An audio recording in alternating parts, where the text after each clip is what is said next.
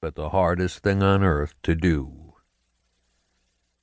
Thousands of years before John Steinbeck opened his eyes, bands of nomadic Indians, most recently the Ohlone, ranged through the Salinas Valley.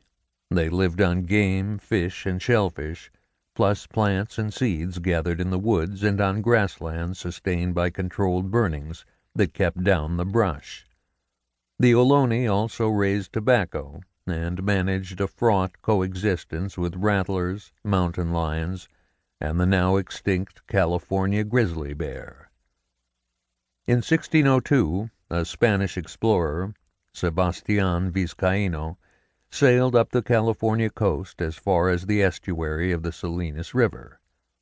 Captivated by the harbor near the river's mouth and by the panorama of mountains and rocky headlands that curled into the Pacific around the northern and southern ends of a great bay, he named the place Monterey. In 1769, a Spanish expedition coming overland from Baja reached the southern tip of the Salinas Valley and found it an unpromising place. The hills, their report read, gradually became lower, and spreading out at the same time made the canyon wider. At this place, in sight of two low points formed by the hills, it extends for more than 3 leagues. The soil, the report continued, was poor and offered treacherous footing, as it was full of fissures that crossed it in all directions, whitish in color and scant of pasture.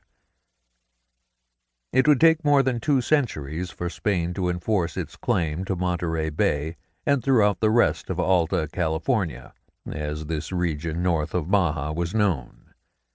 The Spanish established religious missions, built presidios, or forts, and connected the settlements with a 600-mile north-south road, El Camino Real. They brought livestock to the Salinas Valley, lean, compact cattle good for hides and tallow, and tried irrigation schemes at several of the missions, damming rivers, excavating canals and reservoirs, and building aqueducts. As poor as the land appeared, water transformed it into a garden of astonishing abundance. Almost anything would grow on it. The Spanish carved out ranchos for grazing and introduced a novel form of bullfighting in which bulls were made to fight bears. After Mexico gained its independence from Spain in 1821, Alta California was loosely administered as a Mexican territory. In 1846, the United States declared war against Mexico. It was the same year that a group of American settlers led by James Reed and George Donner became snowbound in the mountain passes near Truckee in the Sierra Nevadas of Northern California. Nearly half of the Donner Party, as it came to be known, perished. The others survived by eating their dead family members and friends. The tragedy demonstrated the arduousness of the journey at the heart of America's so-called manifest destiny, a call to occupy the country from sea to sea that was encouraged by President James K. Polk's administration. Immigrants from Europe, having crossed an ocean, now undertook the longer voyage across a continent, wresting the land from native peoples on whom they visited new diseases, the destruction of the bison herds, and a ceaseless war of conquest. The extent of the United States reached violently and inexorably westward. In February of 1848, the war with Mexico ended, and in the Treaty of Guadalupe Hidalgo, the United States purchased a vast area between Texas and the Pacific Ocean, including Alta California, for a little more than $18 million.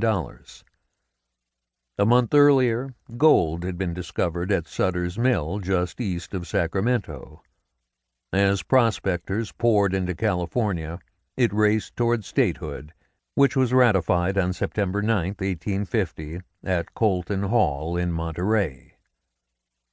As the population swelled, ranching and farming in the Salinas Valley boomed. Heavier-bodied beef cattle arrived from the east. 2 rich aquifers were discovered beneath the valley floor.